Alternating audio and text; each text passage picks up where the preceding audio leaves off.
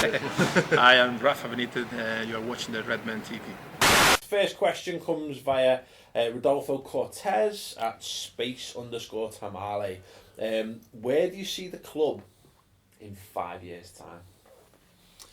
Anfield. There we go. Get that one out of the way. In the refurbished stadium and not the new one. Yeah. It's an interesting one, isn't it? Because I think there's I really feel like this summer is Liverpool are at a massive crossroads in terms of where we go. And I kind of said at the end of the season that, you know, one direction takes Liverpool back into the Champions League and makes us one of the big clubs again in terms of European, you know, the European elite, and the other way there's a real danger of us being a Newcastle, you know, and I, like 5 years from now, the optimist in me says we'll be right back up there. See, what I think is that we're going to be one of the top 5 sides in the Premiership, and there'll be a 6th side, maybe like Tottenham or someone, who will vie to get into that top 5, and we will get into the top 4 sometimes, and sometimes we won't. And I don't think that for the next 5 years we're going to be guaranteed top 4. I think maybe in 5 years we might just be getting to the point where we can say yes, we expect to be in the top 4. Oh, that's bleak. Well, I don't know. We could be in the top 4 next year and then slip again the season after, then back in at the season after that. I just don't think yet we're ready to compete with the top 4 financially and all the rest of it. I just think it's still a work in progress. I suppose it's a good point in some respects, isn't it? That we talk about this like getting back into the top 4 and getting back into the top 4 and staying in the top 4. Whereas, as you say, look, there's 4 other clubs who are in it now. There's actually 5 clubs above us in the Premier League at the end of last season. Every single one of them will have those aspirations. Some team are going to have to miss out, and the odds that teams consistently miss out is, I suppose, that it must be dramatically, lessened or like whatever. I'm not big on odds, but you know, you're right. Maybe the new status quo could be more of a revolving. I can't see Chelsea, City, Arsenal, Man United falling like Liverpool fell, in the 2000s or whatever they call them, the noughties, noughties, whatever. I just can't see that happening in the next 5 years. Therefore, we're going to have to somehow prize ourselves in there, and I think that will be a struggle every season. I don't see us consolidating a second place year in, year out. Not for the next 5 years. Maybe in 10 years' time we'll be the team on the block. I don't know. Well, just to expand that question to you, Ben, do we need a different ownership structure? If it's that's funny you should say that, because that probably ties in with how I'd say where we would be in 5 years. I think looking at the bigger picture, I'd say that I think the owners are building the stand, and then I think they will, if that goes well, which we assume it will, then they'll build the Annie Road. So we will be up to a decent capacity, and I think probably be more saleable in 5 years' time. So I think if a real big sheikh Mansour come in, if FSG would sell for a huge profit. So I think FSG could probably take us to a certain level before we'd have to jump quickly, or we could go down the Arsenal road where we do develop over a longer period of time. I think I'd probably prefer that, to be honest. But if you look at the top 4 teams where they are now, I'd say, Abramovich could pull out in the next 5 years. If it's not happened yet, but if he does pull the plug, then Chelsea aren't that big a club, whereas United are always going to be a monster club. They're always going to be in the top 4. Arsenal are pretty much established as a monster club now, and then City again, they're similar in the fact that their owners might pull out in the next 5 years. So they're the only 2 that probably could fall from grace. But I'd always put Liverpool, Arsenal, and United as we're going to be a big, the big players. Not let alone 5 years, for the next 10, 15, 20 years, because of that foundation that we've established. The issue, and I suppose the worry, is with the way that the finances in football has changed. There's a massive new influx of money. The Champions League money's gone through the roof. There is a danger of that top 4.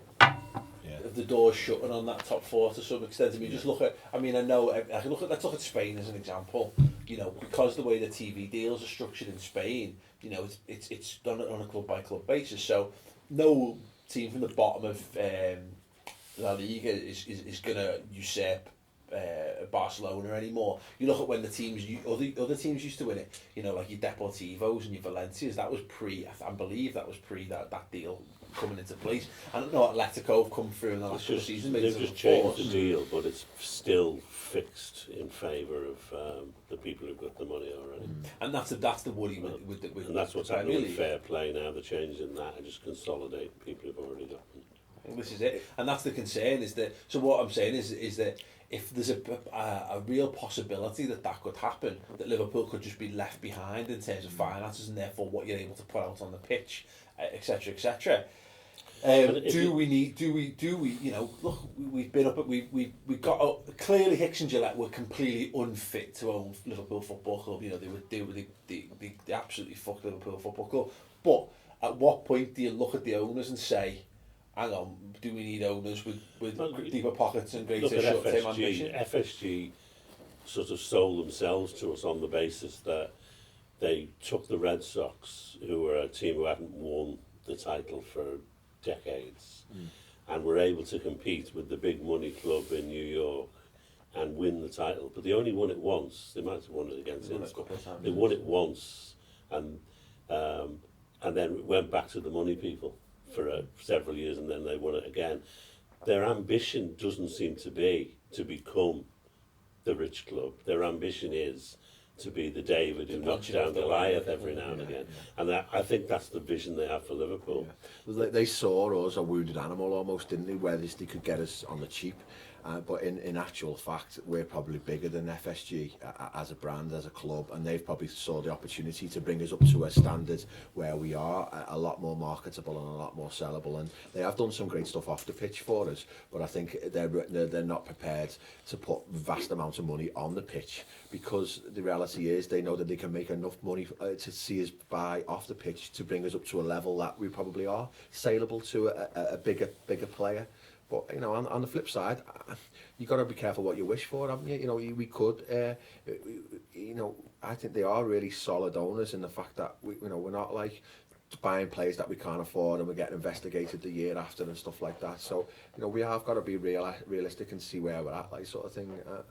You know, we are a massive club. I suppose it might take a few years to realise that again. Yeah, I suppose the thing is with financial fair play, and they're talking about it being, as you said, being relaxed a touch, but, you know, it's whether, because ultimately how deep your owner's pockets are is kind of made irrelevant by FFP, because it's meant to be based on your income. You know, you can only spend what you make, which is a wonderful general financial model. In general, I always say it's kind of along the lines of if you couldn't have an overdraft and you weren't allowed credit cards, you wouldn't be able to buy the things you wanted to buy, I guess, in the real world scenario. But the question, I suppose, more if that's the case, do we need owners who are prepared to gamble a bit more, you know what I mean, prepared to fly in the face of these kind of things and be a bit ballsy with it? Because Man City don't care, do they? You know what I mean? PSG don't give a shit about these rules. Oh no, we'll have to shorten our European squad down by 2 players. The problem with our owners is they're in favour of financial fair play. They want it desperately, because that's the only way the playing field gets levelled. And unfortunately, it hasn't levelled the playing field. I mean, we actually suffered from financial fair play, whereas Man United didn't, even though they're like £500 million in debt. You know, but they generate so much money off the pitch, they can justify spending vast amounts on it.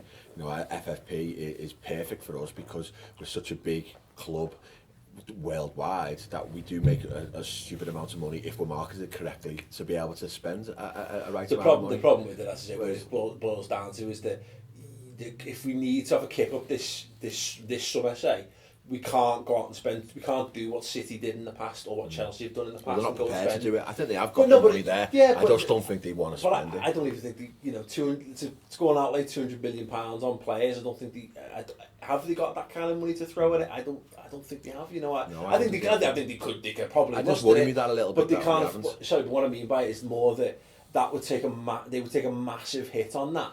Whereas, you know, it's not like you say the Abramoviches and Sheikh Mansours. They haven't got those kind of figures, but they have got money. I mean, last year we earned more money than any other club in the Premiership. Still at number 8 in the Deloitte, aren't we? We're still one of the top 10 clubs in the world, you know, in terms of what we're worth.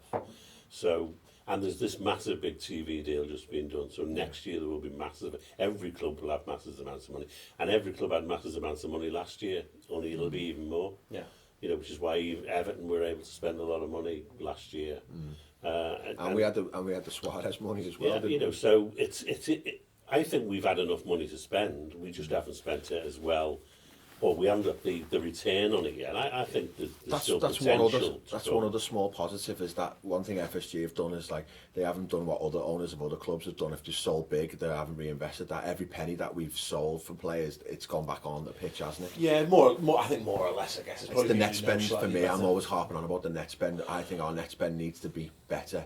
It's all well and good selling £100 million player and spending £100 million, but your net spend zero. You're not progressing. Yeah, actually, it comes down to the equivalent over a couple of million here and there, which in real world money terms it's a shitload of money. But in terms of football, when you just need to, you know, it's like I say, if Liverpool lost out on Alexis Sanchez simply because of we wouldn't go £5 million higher.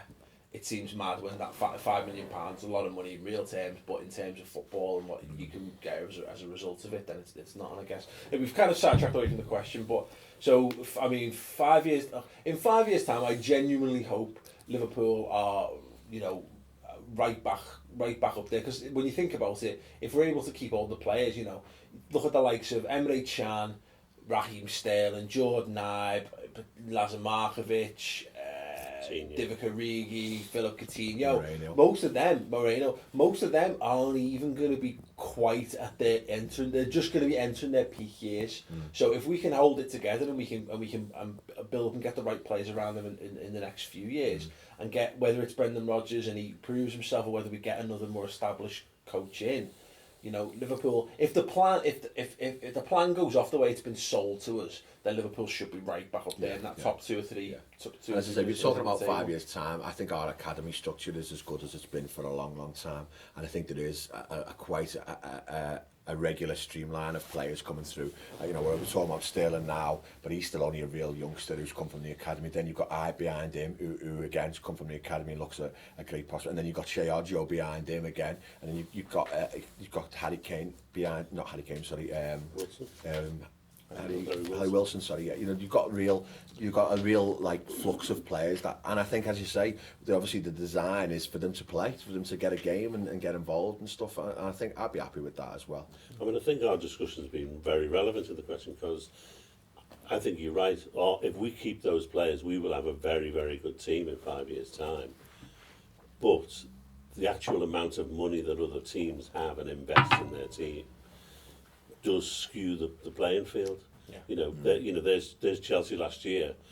They couldn't win the title when we came second, so they go out and buy the 2 players they need, Costa and Fabregas, to make them the champions. Yeah. And you know, they're buying Falcao to add to that. Whether he comes good or he doesn't, if he does come good, then how much stronger again will they be? Yeah. And that's the problem we've got, is that we're still competing against that all the time. And of course, what you've got to invest again behind the team that we've got now. Yeah, and there was less plugs, less gaps to plug for the Chelsea squad. You know, I know everyone said, "Oh, we should have spent it big on a striker last year," but we did have a very weak squad. You know, everyone forgets that we had the likes of Aspas and whatnot on the bench all season. Nobody looked at that because everyone stayed fit. Whereas the consensus was the squad was weak, and I think they did spend on the squad last summer, and hopefully this summer it will be more fine tuning and just getting our top player here or there. Fingers crossed, mate. Fingers crossed. Anyway, thanks very much for your question there, Rodolfo. Boo! Yeah, we're going to have to cut that off there. If you want to watch the full show, we've got loads more questions to answer, including where we think FSG are taking Liverpool Football Club, the reception that Raheem Sterling's likely to get, is he getting enough protection and does he even deserve it because of the way he's acted? Are there too many English players at Liverpool Football Club? And a whole host of other questions. So go on to redmentv.com. It's completely free for the first month, and if you like it, you can keep it, and it's just £2 a month after that, which is basically piss all. I'm sure you'll agree. If you don't worry about it, carry on. YouTube will continue to have loads of completely free videos, but if you want more juicier, in-depth content and more discussion to get you through the summer, go on to redmentv.com. Cheers. Hello, welcome to Redmen TV with a breaking news relatively speaking, is that Liverpool complete their third and arguably most exciting free transfer signing of of the summer window. Yeah.